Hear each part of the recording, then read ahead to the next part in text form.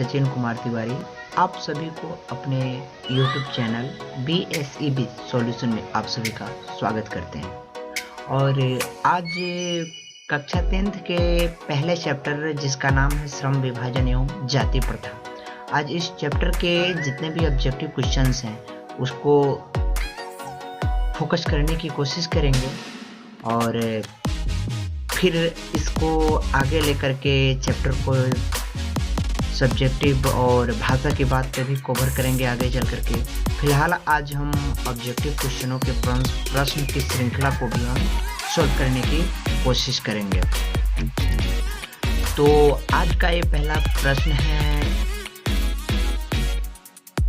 श्रम विभाजन और जाति प्रथा के लेखक कौन है? ऑप्शन है डॉक्टर राम मनोहर लोहिया, बाबा साहब भीमराव अंबेडकर, महात्मा गांधी, डॉक्टर संपूर्णानंद। जिसका ऑप्शन सही भी होगा बाबा साहब भीमराव अंबेडकर। दूसरा क्वेश्चन है, डॉक्टर भीमराव अंबेडकर के पिता का नाम क्या था? डॉक्टर भीमराव अंबेडकर के पिता का नाम, आंसर सही ऑप्शन रामजी सकपाल था।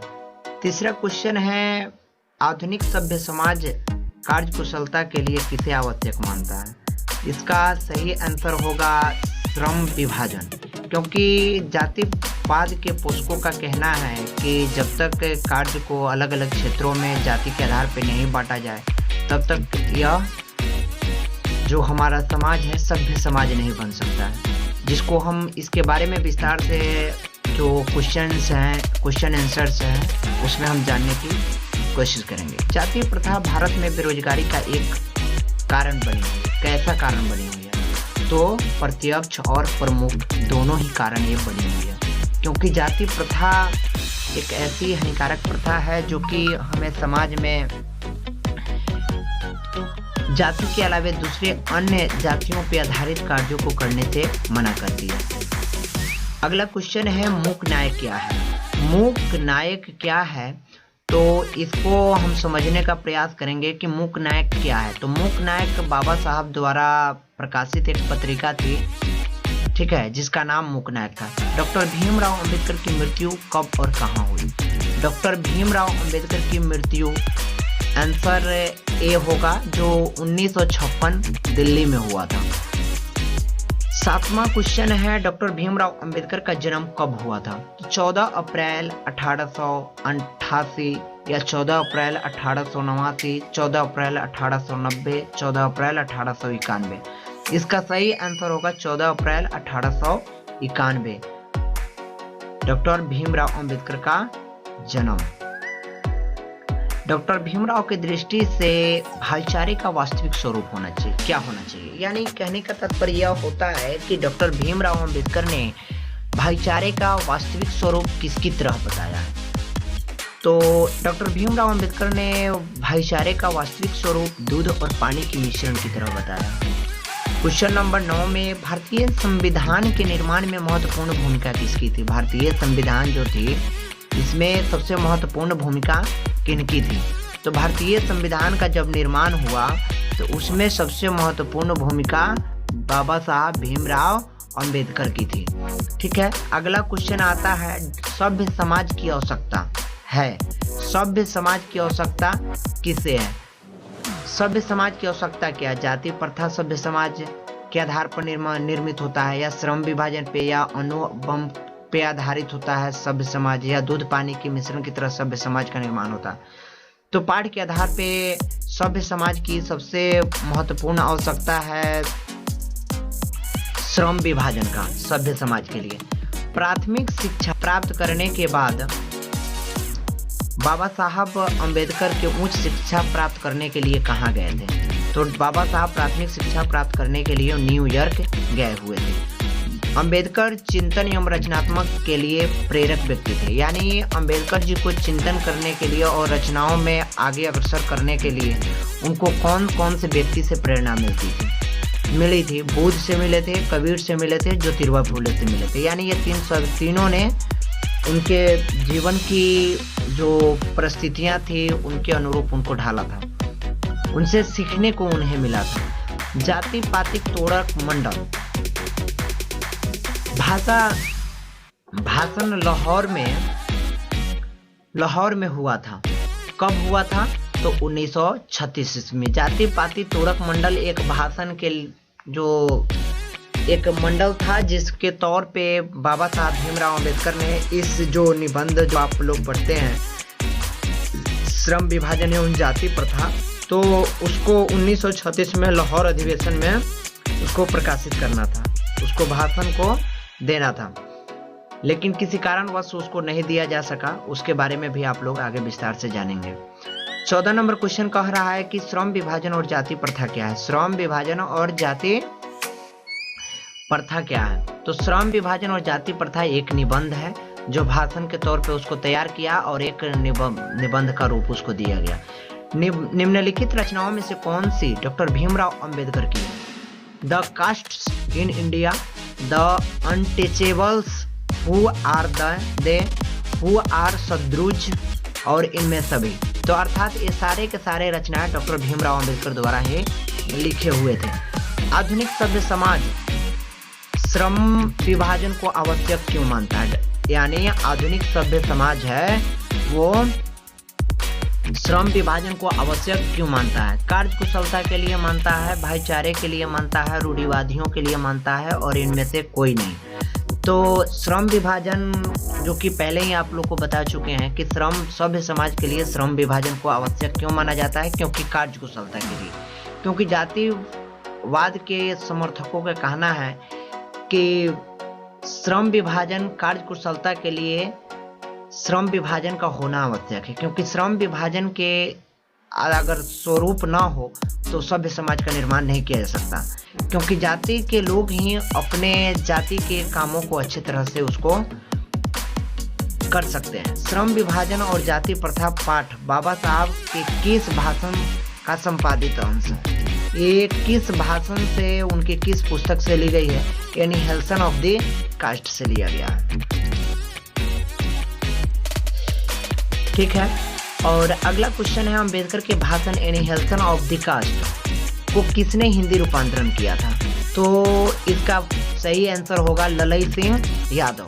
एनिहिलेशन ऑफ कास्ट को अंग्रेजी भाषा में लिखा गया था और इसका हिंदी रूपांतरण ललई सिंह यादव ने किया था। अगला क्वेश्चन है डॉक्टर भीमराव अंबेडकर का जन्म किस परिवार में हुआ था? ब्राह्मण परिवार, क्षत्रिय परिवार, दलित परिवार, कायस्थ परिवार या दलित परिवार में हुआ था। यानी डॉक्टर भीमराव अंबेडकर कोई उच्च जाति के समाज के परिवार में जन्मे हुए व्यक्ति नहीं थे, वे दलित परिवार से आते थे। लेखक को इस युग में कहां पर विडंबना दिखाई पड़ती है? डॉक्टर बाबा साहब भीमराव अंबेडकर को विडंबना कहां पर दिखाई देती है? तो जातिवाद में। ये विडंबना का स्वरूप है कि हमारे देश में जातिवाद की पोषकों की कमी नहीं है। अगला क्वेश्चन है डॉक्टर अंबेडकर के माता का नाम क्या था? डॉक्टर भीमराव अंबेडकर की माता जी का नाम भीमाबाई था। डॉक्टर भीमराव अंबेडकर ने पीएचडी की उपाधि कब धारण की? डॉक्टर भीमराव अंबेडकर ने पीएचडी कब करके पीएचडी की उपाधि धारण की? तो 1916 ईस्वी में। लेखक की दृष्टि में विडंबना की बात क्या है? कि लेखक की दृष्टि में विडंबना की सबसे बड़ी बात यह है कि आज के समाज में, सभ्य समाज में, पढ़े लिखे समाज में जातिवाद की पोषकों की कमी नहीं है। यही चीज है जो कि अब अगला क्वेश्चन है कि लेखक की दृष्टि में आदर्श समाज कैसा होना चाहिए? तो लेखक की दृष्टि में आदर्श समाज स्वतंत्रता, समानता और भ्रातृत्व पे आधारित होना चाहिए। अगला क्वेश्चन है लेखक बेरोजगारी के प्रमुख और प्रत्यक्ष कारण किसे मानता है? हमारे देश में लेखक ने बेरोजगारी का प्रत्यक्ष और प्रमुख कारण जाति प्रथा को माना है और ये सही भी है। The caste in India there mechanism किसकी रचना है? तो डॉक्टर भीमराव अंबेडकर की, जो पहले ही क्वेश्चन में आप लोगों ने देखा था। और अगला क्वेश्चन है आर्थिक पहलू से भी जाति प्रथा किस प्रकार का है? प्रथा है ये लाभदायक है, हानिकारक है, अनुकूल है? इनमें कोई नहीं है, तो हानिकारक प्रथा है, क्योंकि ये अपांग कर देती है। जाति प्रथा जो है ये अपांग कर देती है। अगला क्वेश्चन है कि डॉक्टर भीमराव अंबेडकर का जन्म कहाँ हुआ था? तो मध्य प्रदेश महू में हुआ था। मध्य प्रदेश एक भारत का राज्य है जहाँ पे एक महू नाम का एक क्षेत्र है जहाँ पे डॉक्टर भीमराव अंबेडकर का जन्म हुआ था। अगला क्वेश्चन है, डॉक्टर भीमराव अंबेडकर ने किस पत्रिका का संपादन भी किया था, और भी कौन सी पत्रिका का संपादन किया था? तो बहिष्कृत भारत, अर्थात एक दलित परिवार से होने के कारण उनका मानना था, और ऐसा होता भी था हमारे देश में। पहले की परिस्थितियों को अगर ध्यान में रखा जाए तो हमारे देश में दलित परिवारों के साथ बहुत भेदभाव किया जाता था, जिसके चलते वे बहिष्कृत भारत, अर्थात हम भारत को बहिष्कृत कर रहे हैं, छोड़ रहे हैं, ऐसी करके उन्होंने पत्रिका का संपादन किया था, जिसमें उन्होंने अपने दलित भाइयों के लिए काफ़ी कुछ करने का प्रयास भी किया, संघर्ष किया और बहुत कुछ किया भी उन्होंने। भारतीय संविधान के निर्माता के रूप में हम किन्हें जानते हैं? भारतीय संविधान निर्माता के रूप में हम किन्हें जानते हैं? तो भारतीय संविधान के निर्माता के रूप में डॉक्टर भीमराव अंबेडकर को हम मानते हैं। अब इस पाठ से कुछ महत्वपूर्ण तथ्य को भी हमने निकाला है, जिसके बारे में थोड़ा अध्ययन कर लेते हैं। पहला है कि डॉक्टर भीमराव अंबेडकर का जन्म 14 अप्रैल 1891 ईस्वी के महू मध्य प्रदेश में हुआ था, जो कि इस ऑब्जेक्टिव प्रश्नों में बहुत सारे क्वेश्चन इससे टॉक करेंगे, है ना। अगला है, अंबेडकर जी के उच्च शिक्षा के लिए बड़ौदा नरेश का प्रोत्साहन मिला, अर्थात डॉक्टर भीमराव अंबेडकर जब उच्च शिक्षा के लिए न्यूयॉर्क गए थे, लंदन गए थे, तो उस समय बड़ौदा नरेश का प्रोत्साहन उनको मिला था। अंबेडकर जी उच्च शिक्षा के लिए लंदन और न्यूयॉर्क में भी गए थे, ठीक है। अंबेडकर जी किन शास्त्रों में गहरी पैठ थी? अंबेडकर जी को किन किन शास्त्रों में अधिक रुचि होती थी, और वे किन किन शास्त्रों पे, किन किन रचनाओं पर ज़्यादा फोकस किए थे? इतिहास मीमांसक पे, विधिवेता पे, अर्थशास्त्री, समाजशास्त्री, शिक्षाविद तथा दर्शन शास्त्र पे भी, है ना। इन सभी चीज़ों में उनकी पैठ थी, गहरी पैठ थी। अंबेडकर जी ने किन के मानवीय अधिकार दिलाने के लिए अथक संघर्ष किया, अर्थात भीमराव अंबेडकर ने किन के अधिकार को दिलाने के लिए उन्होंने भर संभव प्रयास किया? तो अछूतों और स्त्री और मजदूरों के लिए उन्होंने काफ़ी प्रयास किया कि उनकी हक की लड़ाई लड़ी जाए और उनको काफ़ी कुछ प्रोत्साहन मिले, सरकार उनकी हर बात को सुने, ऐसा उन्होंने प्रावधान करके देश के संविधान में भी रखा। और उस समय जब तक उनको इस चीज़ के लिए अपनी एलिजिबिलिटी नहीं थी, उस समय में भी उन्होंने अथक प्रयास किए इनकी सुरक्षा और रक्षा के लिए। बाबा डॉक्टर भीमराव अंबेडकर जी ने 3 प्रमुख प्रेरक व्यक्ति कौन थे? डॉक्टर भीमराव अंबेडकर के 3 प्रमुख प्रेरक व्यक्ति कौन थे? उनके लिए, उनके जीवन में एक सुधार की परिस्थिति को जन्म देने के लिए तो बुद्ध थे, कबीर थे, ज्योतिबा फुले थे। डॉक्टर भीमराव अंबेडकर को आज हम किन रूप में याद करते हैं? तो भारतीय संविधान के निर्माता में के रूप में याद करते हैं, क्योंकि भारतीय संविधान के निर्माण में इनकी काफ़ी अहम भूमिका रही। डॉक्टर भीमराव अंबेडकर का निधन कब और कहाँ हुआ था? तो दिसंबर 1956 ईस्वी को दिल्ली में इनका निधन हुआ था।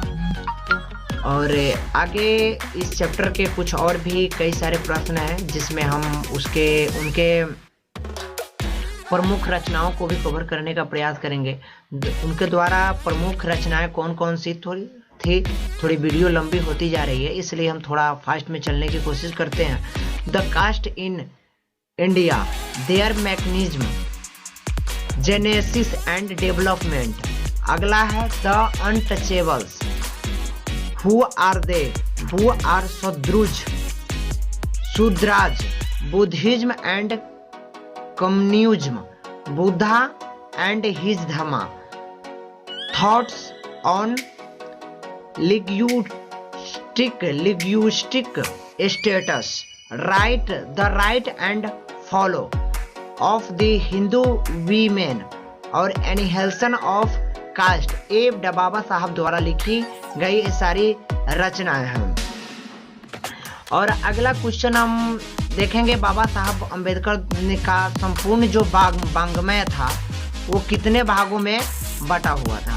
बाबा साहब भीमराव अंबेडकर का जो वाङ्मय था वो कितने खंडों में बांटा गया था? क्या हो गया? 21 खंडों में बटा हुआ था। बाबा साहब भीमराव अंबेडकर का जो वाङ्मय था 21 भागों में बांटा गया था। एनिहिलेशन ऑफ कास्ट का हिंदी रूपांतरण किसने किया था? अर्थात जाति भेद का उच्छेद, ये ललई सिंह यादव द्वारा इसका हिंदी रूपांतरण किया था। अंग्रेजी में इसका नाम एलिहेंशन ऑफ द कास्ट था और हिंदी रूपांतरण जाति भेद उच्छेद जो ललई सिंह यादव द्वारा किया गया था। अगला क्वेश्चन आप लोग को बता दें, प्रस्तुत भाषण कब और किसके अधिवेशन में तैयार की गई थी। तो प्रस्तुत जो भाषण था जाति पाति तोड़क मंडल लाहौर अधिवेशन में के वार्षिक सम्मेलन 1936 में किया गया था। अगला पॉइंट है, प्रस्तुत निबंध किसके लिए अत्यंत शिक्षाप्रद है। ये निबंध जो है किसके लिए अत्यंत शिक्षाप्रद है, तो लोकतंत्र के भावी नागरिकों के लिए, क्योंकि इससे समझने की जरूरत लोकतंत्र के नागरिकों को है। आधुनिक सभ्य समाज के निर्माण के लिए किसका होना आवश्यक माना गया है। आधुनिक सभ्य समाज के निर्माण के लिए आज हमारे समाज में श्रम विभाजन का होना आवश्यक माना गया है। भारत की जाति प्रथा की सबसे बड़ी विशेषता क्या है। भारत की अगर जाति प्रथा की बात करें तो सबसे बड़ी विशेषता यह है कि यह श्रमिक वर्गों को ऊंचा और नीचा करार देती है। अगला पॉइंट है, किस धर्म के जाति प्रथा किसी भी व्यक्ति को अपना पेशा चुनने की अनुमति नहीं देती है। हिंदू धर्म में, क्योंकि हिंदू धर्म के जो व्यक्ति है वो अपनी पेशा नहीं चुन सकता अपनी इच्छा से, क्योंकि जाति प्रथा के आधार पे उन्हें उनके पूर्वज, उनके माता पिता जिस पेशा का चुनाव करके वे जिस पेशा पे आगे कार्य कर रहे हैं उसी पेशा को करना उनकी जाति प्रथा की विशेषता रही है, और ये उनकी परिस्थितियां भी रही है कि वो वहीं कार्य करें। भारत में बेरोजगारी का सबसे प्रत्यक्ष और प्रमुख कारण जाति प्रथा है। भारत में बेरोजगारी का सबसे प्रमुख और प्रत्यक्ष कारण जाति प्रथा को ही मानती है। लेखक के अनुसार एक आदर्श समाज किस पे आधारित होना चाहिए। लेखक के अनुसार अगर हम बात करते हैं तो आदर्श समाज किस पे आधारित होना चाहिए, स्वतंत्रता, समानता और भ्रातृत्व पे आधारित होना चाहिए। जाति प्रथा की बात करें तो आदर्श समाज तभी निर्मित हो सकता है जब समाज में स्वतंत्रता हो, समानता हो और भ्रातृत्व का मेल हो। अगला क्वेश्चन है, लेखक के अनुसार भाईचारे का वास्तविक स्वरूप कैसा होना चाहिए। तो लेखक के अनुसार भाईचारे का वास्तविक स्वरूप दूध और पानी के मिश्रण की तरह होना चाहिए, ताकि समाज में एकता और भाईचारे का बनावट शुरू से अंत तक दिखता रहे, क्योंकि दूध और पानी के मिश्रण को अलग नहीं किया जा सकता, क्योंकि जब भी हम इसे अलग करने की कोशिश करते हैं तो इसमें से एक का अस्तित्व खत्म हो जाता है ना। तो कैसा लगा ये आप लोग को मेरा वीडियो, और आगे इस वीडियो को देखने के लिए हमारे चैनल को सब्सक्राइब करें और अपने दोस्तों के साथ शेयर करें, क्योंकि यहाँ से आपको बहुत सारी वीडियोस जो है क्लास 10th के ऑल सब्जेक्ट पे मिलने वाली है। और इस प्रकार से आज हर एक चैप्टर के लिए 3 वीडियोज होंगे, 4 वीडियोज होंगे, एक चैप्टर के लिए 4 वीडियोज होंगे, और उस 4 वीडियोज के अंदर में आपको चैप्टर का ऑब्जेक्टिव क्वेश्चन, सब्जेक्टिव क्वेश्चन, भाषा की बात और भी कई सारे जो चीज़ें हैं जो आपको देखने को मिलेंगे। और